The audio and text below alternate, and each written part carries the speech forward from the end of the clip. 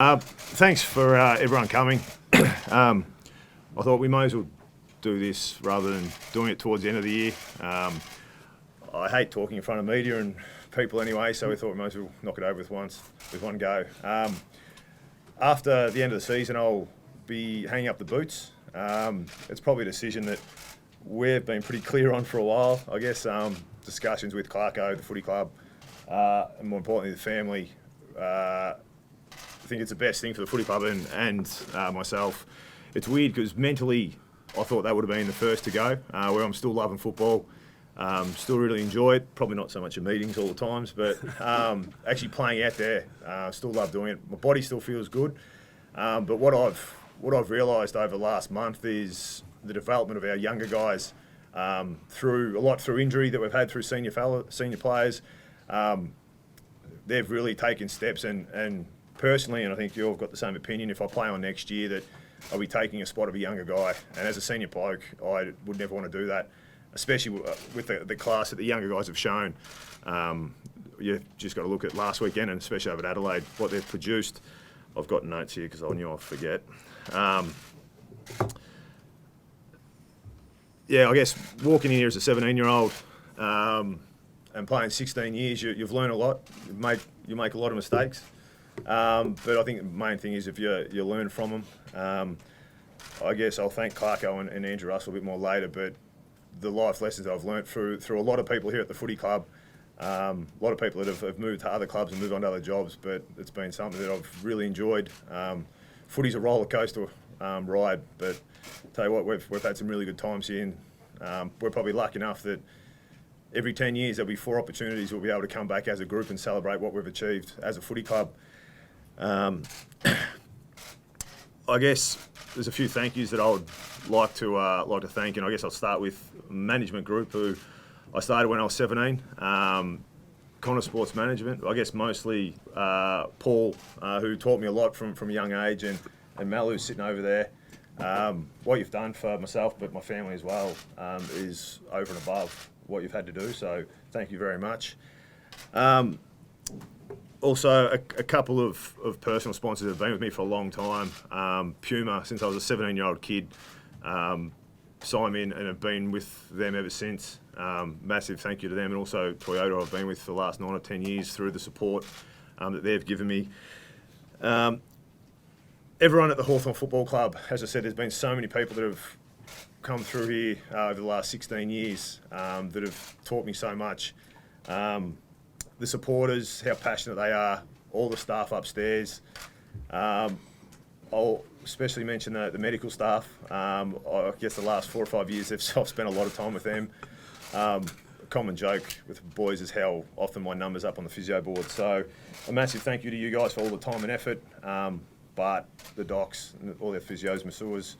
Special mention also to Mark McGrath, who I think I've seen him. I think I've seen Mark 3 days a week for the last 5 years.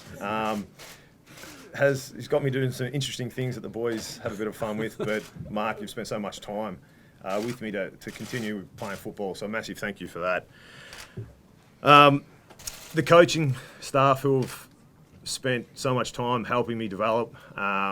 Also the players, as I said, we've got reunions coming up, which I can't wait to see you guys, but all the younger guys, you've made this year so enjoyable for me, just seeing the development, and I guess we've changed the win at all costs to a mindset of help develop the younger guys, and you guys have come on that fast. It's been great to watch. To Clarko and Jack, 2 blokes that obviously we have run-ins occasionally. Jack, we have run-ins a lot, but I think it's all for the benefit of obviously myself, but also benefit of the football club. We've always, if we have butted heads, it's been because we've got a common goal, and I think that's why we've had a successful group. So much thanks to you guys for what you've done. I better thank my wife, considering I forgot her on her wedding day. To Loz and the boys, massive thank you, as I said before, and also my family and friends that have been with me the whole time. Football's a roller coaster, and you've been through some massive highs, but also some bad lows. So, to you guys, thank you very much for everything. And no doubt you're looking forward to family holidays, which we've missed out on so much. So, I think that's it. Me, I don't like talking too much. I'll probably talk longer than I thought. But to everyone else, if I've forgotten you, a massive thank you. It means a lot to myself and also the family. Well done, Hodgie. I think everyone in the room would acknowledge it's been a pretty fascinating journey that Hodgie's had at our football club. I think in the press release, we mentioned about once in a generation type of player, and Hodgie's certainly that. He brought some attributes, obviously in terms of the way that he could play the game. I don't think there was a position he didn't play in his 16-year career. He even liked to fancy himself as a ruck there for a fair period of time when the rules allowed that. But that would suggest he's got a fair amount of talent. But without doubt, all of his teammates, all of his coaches and all of those within the footy club would know the most significant thing that he's contributed to our footy club and its success has been the sacrificial manner in which he's gone about it. He's always put his teammates and his footy club ahead of himself. And that's rare in a game where there's so much adulation placed upon players that have success in this game. They quite often try to portray it as being about the individual when our game is all about the team and about your teammates. And he's been able to demonstrate that better than any other player I've ever come across in any form of footy. So we're going to miss that greatly. Hopefully he leaves a fantastic legacy for both in terms of his leadership and that as a player and a teammate that can carry this club forward for many, many years to come. So thanks for everything you've done, mate. Thanks, Loz, Coop, Chase, little Leo, who won't be able to understand too much of this at this point in time, but you boys have had a pretty special dad to have at home all the time, but we've had a pretty special captain for our footy club for a long period of time too, and a player at our club. So thanks so much for what you've done for our club, mate. Cheers, mate. Yeah.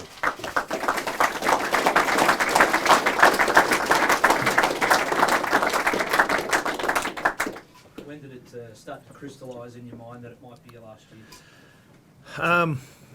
We've had discussions from even when we signed contract last year that if everything went the way we'd planned, that this would be the last year because we knew we had a lot of younger guys that were ready to stand up. But I think the last month's really locked it in. Seeing what the young guys, especially down back, I think down back was Gunners and myself on the weekend, and the other guys were under 25 games. And to sort of see how they've taken the responsibility the last month, that cleared it up that next year, if I hadn't played, I'll be taking a spot of one of those younger guys. And as Clarko said, if we're talking about the future of the footy club and how we can best leave it when we're out of here, it's by giving those guys the responsibility that they've really enjoyed the last month or so of football. How do you hope to be remembered as a player? As Clarko said, I'm definitely a passionate person about football. I love me footy. But I'll do anything for the football club and anything for the team to have success. But that's how people sort of see me. I know there's a few supporters from other clubs that might have a different opinion of me, but that comes with footy. I'll do anything for my football club, and sometimes that means cross the line, and I know that's not the best part, but I think I've been able to achieve here at the football club a lot that a lot of other teams haven't been able to, and I guess that's something that I'm proud of with the guys. On that note, do you have any regrets? Not really. There's certain things that you'd like to not happen, but I'm a big believer if you make mistakes, you learn from your mistakes. And if you went through life, we went through a career and haven't made many mistakes, or it can be a pretty boring career or life. So We've all made plenty, Roger. I've made a lot of mistakes, but I think I've also learned from a lot of mistakes. So I reckon this is the first we've seen you this emotional. How are you feeling, and what was it like telling your teammates? I know the guys see me. I just don't like talking in front of people, so the guys see me like this whenever I talk in front of the group. As I said, I've been talking with my family for a while. As I said, it's not all of a sudden I think, footy's done, I'm past, because I said mentally and physically I still feel really good, but it's the position of where the club's at, and I think what needs to be the next step for the club to continue what we've showed the last month. What's next for you, Luke? Is it coaching? You go into the media? Apparently I'm off to Geelong from a lot of reports last week. At this stage, I've really enjoyed doing some media stuff that I've been able to do with 7 and Triple M 7 of the last 5 or 6 years. But I guess I did some coaching with Xavier for the last 3 years, really enjoyed that. And then playing footy with a lot of the younger guys, I've thoroughly enjoyed spending time out there and helping them along. But as far as the decision we go, I guess we'll be talking to Loz and the kids and I guess what's now best for my family. Alistair, What's the main motivation for announcing this publicly today? I know you made the decision in the last month in terms of the way the Hawks are going with their footy, but why announce it in round 16 as opposed to at the end of the year? Because I probably didn't want to talk twice to the media. Nothing at you guys. If I could knock it over with one go, that was probably the. And that's the thing is we've been pretty open. I knew that you guys were going to come and ask questions about the future, and for me to sit here and say I haven't made a decision would have been lying. And us footballers don't lie to the media, as you know. So I just thought we'd made a decision. We may as well come and be honest, and you can sort of sit back and enjoy the rest of it with family and friends. Alistair, you've already really well known for blokes working under you and going on somewhere else. Where do you reckon this bloke could be in 10 years' time in footy if that's what he decides to do? I think that'll depend a lot on Luke and Lauren and what they choose to do as a family. I think what they should choose to do for the first bit is just spend some time together, and in the off season there's still 6 or 7 games to go, and we want Hodge to finish off the year in a good manner and continue to teach these young guys that he's playing with in our back end at the present time some lessons that will carry on for many a year to come. So in that regard, he's still got a role to play in the future. I think. It's like anything really. Find what your passion is. He's been able to find his passion. He had passion for cricket and footy as a kid. He could have gone on probably in both sports and played at a very, very high level. He chose footy. I'm glad he did. But he found his passion and he's been able to leave an indelible mark on this football club and the game. So the real difficult part for all players who get to the end of their careers is what's their next passion. And if he finds it, it happens to be media or coaching, or it might be outside of football altogether. If he throws himself at that, he'll be successful at it. And that was the same with when he was passed the baton as captain of the footy club from Mitch, some 7 or 8 years ago. He just became an outstanding leader because he had a passion for it, he had a passion for his club, had a passion for his teammates, and he made an outstanding contribution in that regard. And so whatever he chooses to do outside of the game itself, once he finishes, he'll do well. And Luke, your coach has just touched on leadership there. David Parkin says you can't win a premiership without leaders. How would you describe your leadership style? How do you want that to be remembered? I guess it's probably better asking the boys, but I think I've changed. I think I've mellowed a lot the last few years. I guess early on it was, you see something, you say it pretty hard at the person right then and there, but I guess I follow up a lot more now. You understand a lot more where the younger guys are coming from, and the fact that ranting and raving at certain times doesn't always get the best result. So you've got to have a mix of honesty straight up, but also following it up. So I guess you've got to be flexible with your leadership and change depending on the group you're with. You're probably more great memories than most. Is there a single memory that stands out above all others? No, I wouldn't say there's one. There's a few with obviously the premierships, to playing your first game, to running through grand final day in 14 with your family. A few of those always stick in my mind. What about comparing the club where it was at when you first arrived to where it got to, where it is now? Obviously, a lot's happened in 16 years. I think we had a membership of 20-odd thousand, and now we're upwards of 70, I think. But yeah, it's obviously we've turned a full circle from where we were, but it's sort of hard to compare. Back when you were 17, 18, you didn't really worry about the ongoings of the footy club. It was more about just getting the game and playing footy, where now when you're older you have that much more to do with the day-to-day stuff. And I guess the care factor is more about how the footy club's going than what it was back then. Luke, in a sense, this will be the end of an era, that famous class of 2001, you, Paulie and Juddy. I know you've been asked about this a lot, but just your reflections on, you 3 guys and the impact. I wouldn't have thought you were going to be the last one left of those 3. I think my uncle actually summed it up when I think Juddy retired and Boyd retired as who would have guessed the fat slow one's still going. So I think people always talk about the 3. I think there's a lot more that have done a fair bit more in the game. You look at Gaz, a few others, Jimmy Bartel. There's a lot of guys from that draft that went on to have very successful careers. So I still don't understand why people just narrow it down to the three of us. So many blokes in that draft had fantastic careers. Did you think you would go for this long when you were first drafted? I think if you speak to Andrew Russell, I reckon that would be a massive no. When he first got here, I think he classified me as the most unprofessional person he's seen. So I'm glad I listened and took a few things on board. Otherwise, I don't think I'd be here now.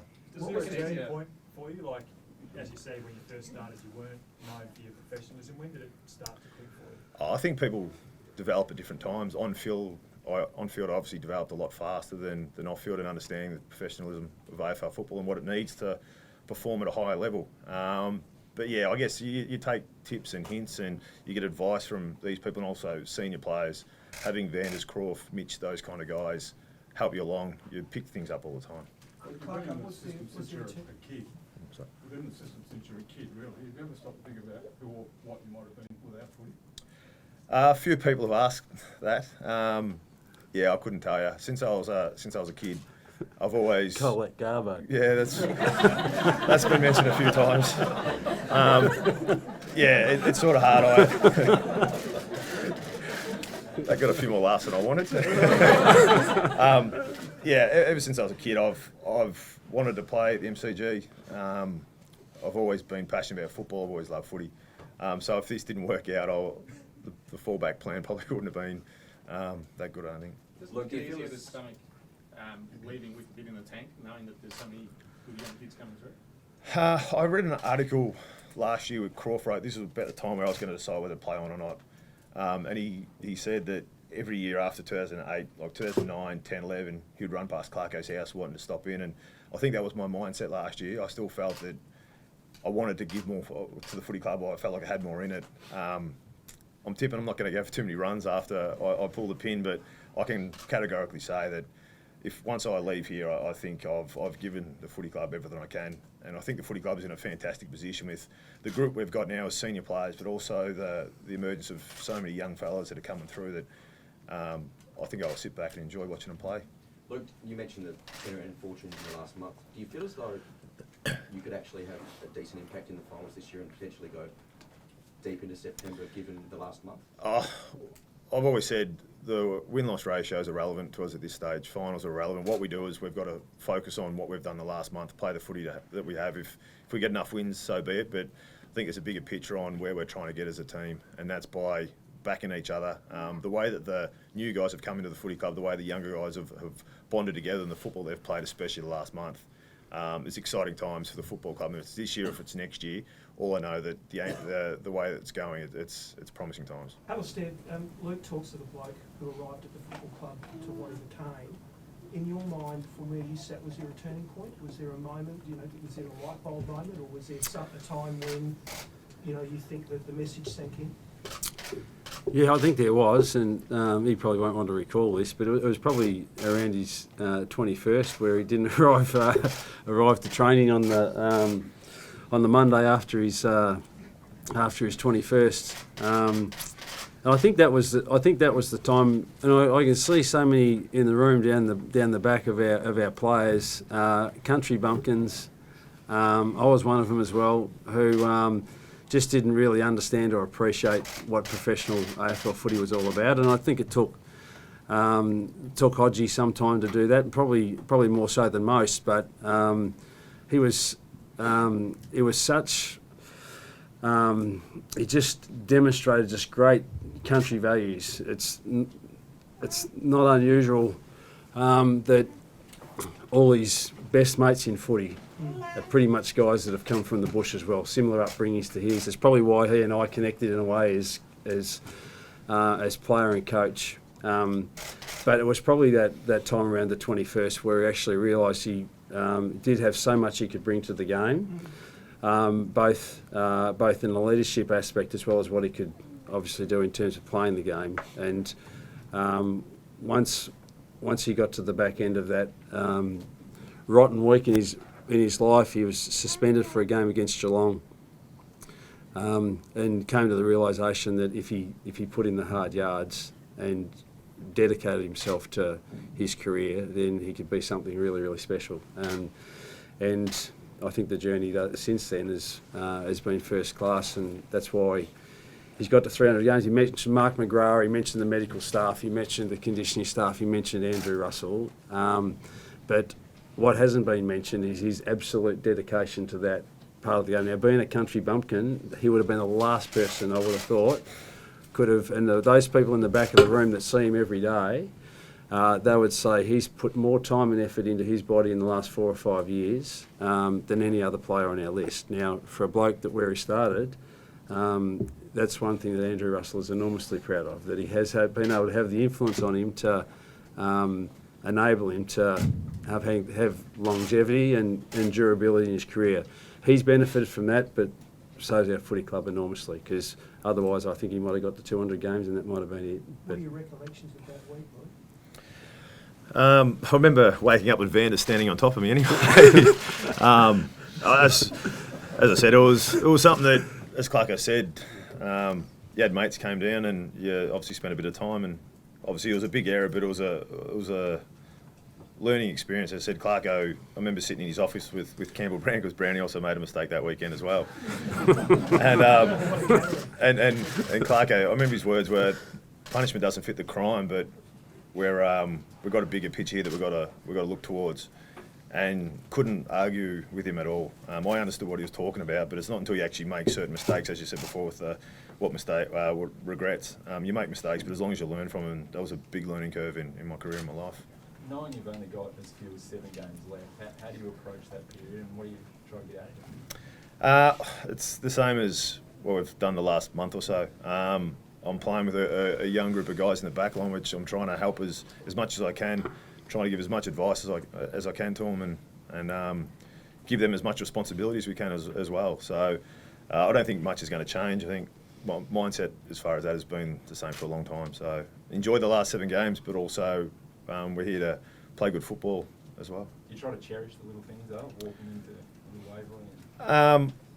I'll do that when I'm finished. I said, if you ask any of the boys on game day, I'm pretty serious and very competitive person. So you don't really soak up too much of it at this stage. But I think when I sit down at the end of the year and have a couple of beers with the boys, I think a few memories might come up. Thanks, guys. Brilliant. Thanks, guys. Thank you. Cheers.